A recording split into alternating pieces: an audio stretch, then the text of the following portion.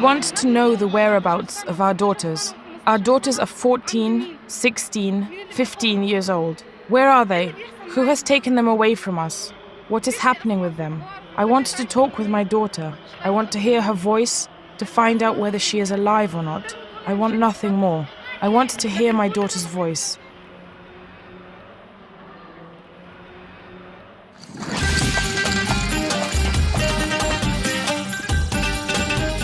Egypt is most often associated with ancient history, pharaonic dynasties, the pyramids and tourism. Few holidaymakers to Egypt notice what lies concealed behind the facade of this ancient paradise.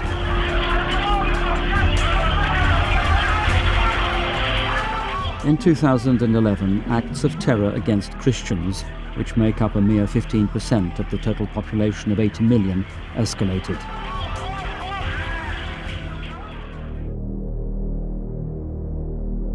Perhaps the most horrific and hidden aspect of contemporary Christian persecution is the abduction and forced conversion of underage girls. Instances of forceful conversions to Islam have been prevalent in Egypt since the beginning of the 1990s, ever since Islamic and Sharia groups began to spring up. These incidents took place under the patronage of the National Security Agency.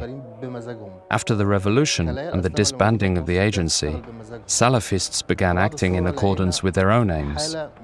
After the revolution, we noticed how their interest turned towards 11, 12 and 13-year-olds. There is a whole group of girls this age who have totally disappeared. One of such abducted Egyptian Christian girls is 14-year-old Nadia Said Makram, who vanished while visiting a church. I led her to church. When the church service began, I went outside for a moment. On my return, Nadia was gone. We went outside and searched the streets. Then we came back to church, but she was nowhere to be seen. And then they suddenly told me, "Your daughter has been kidnapped."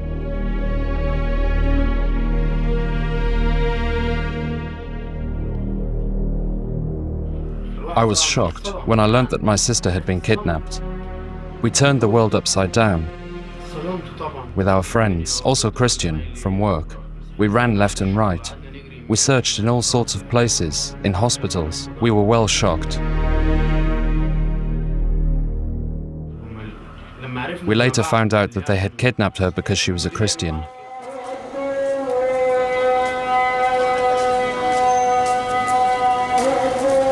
Kidnappings are tragically increasingly the order of the day in Egypt.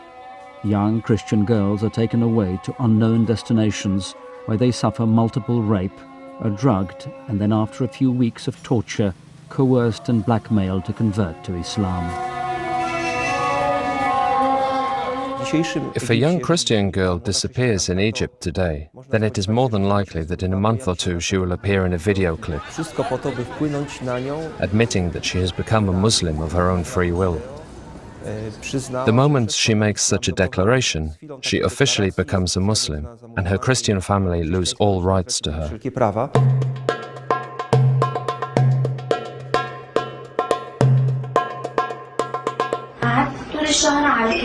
ما كنتش بعرف انام ولا اكل ولا اشرب ولا اي حاجه كان كل همهم يشربوني مخدرات ويغتصبوا طلعوا شباب اخذوني منهم قعدت معاهم يومين بالظبط انا ما كنتش حاسه اليومين دول عدوا ازاي كانوا حوالي 5 الخمسه كانوا بيخشوا معايا هم 5 كنت بقعد ليل بالنهار كنت 24 ساعه صاحيه ولا اكتر من 50 واحد في الشهر دول اغتصبني عشان أنا مسيحية.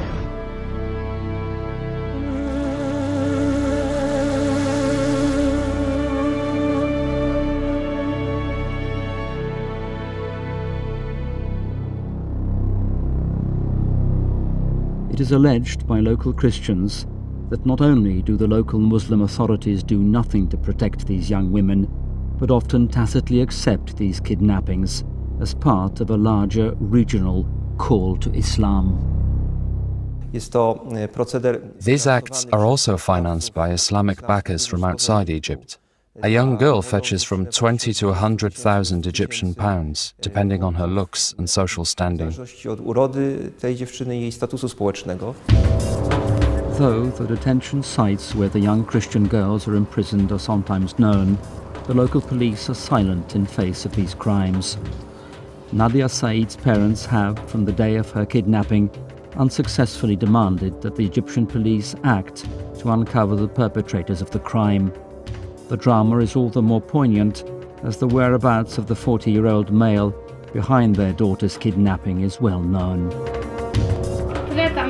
I went to report the kidnapping to the public prosecutor's office. The police came to my house and roughed us up and searched our home. I was forced to leave because the chief prosecutor quite literally told me, "We will finish you off." I should have stayed put and quiet. Though I know the kidnapper, I should nevertheless not level any charges, but quite simply accept a missing persons inquiry. I must accept my daughter's kidnapping or leave.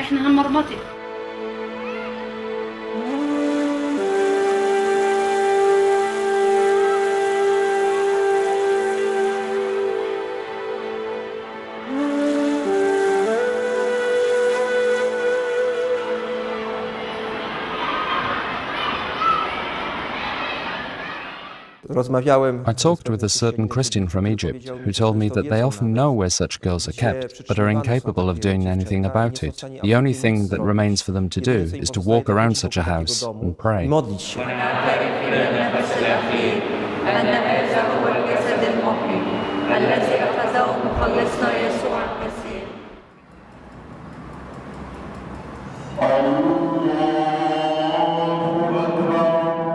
The kidnapping of young Christian girls and their forceful conversion to Islam leads to a number of other dramatic consequences.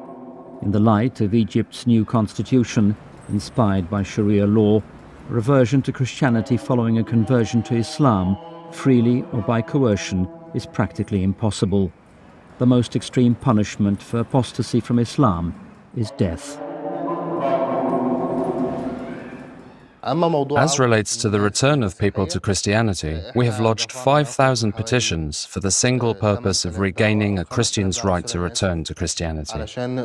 Of course, such acts are not bereft of problems, difficulties and the harassment by fanatics when they find out that, having converted to Islam, they now want to return to Christianity.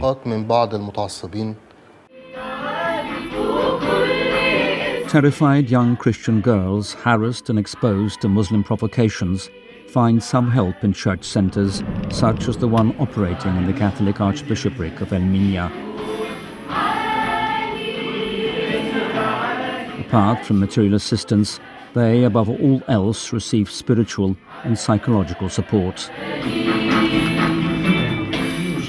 We try to talk with the girls about any problem that might have occurred, attacks, rape. We try to convince them to stay here for a while, to recuperate, and thus enable them to become valuable members of society anew. A girl comes here to be rehabilitated and can stay here from 6 months to a year, even more than a year. We then give her a curator, and this curator, even when she leaves, never leaves her. When a girl comes here, she doesn't pay for anything. The bishopric takes responsibility for everything about her, whether her beliefs, her life, as well as all health and social matters.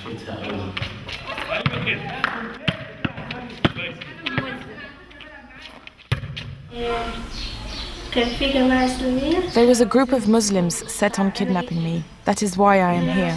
There were problems between the group of Muslims and my brother. They feared for my safety, and so they put me here. Now when I have free time, I can't go home because of them, because I am scared of them, their stare. So when I am home, I always stay inside and never ever go outside. If I stay here for another year, I will get married and not go back home to live there.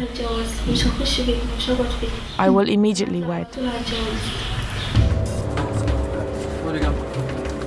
In addition to kidnappings and forced conversions, young Christian girls are forced to cover their heads and faces according to Muslim tradition or bear humiliation.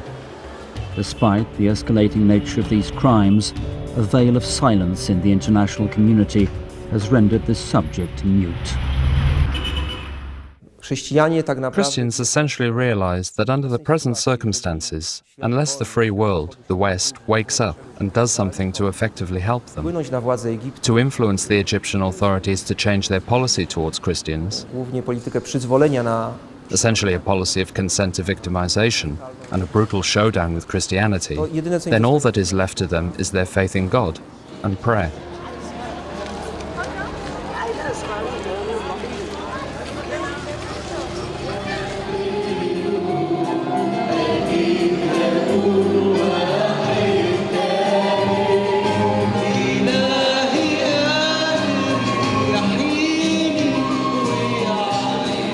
بالمسيح يسوع ربنا لأن لك الملك والقوة والمجد إلى الأبد أمين انصرفوا بسلام وسلام المسيح فليكن مع جميعكم. This is a photograph of when she was very small. This is a picture from when she was taking her grammar school entrance exam. This is a picture of Nadia with her father and siblings. This is a picture of Nadia. This is a picture of Nadia.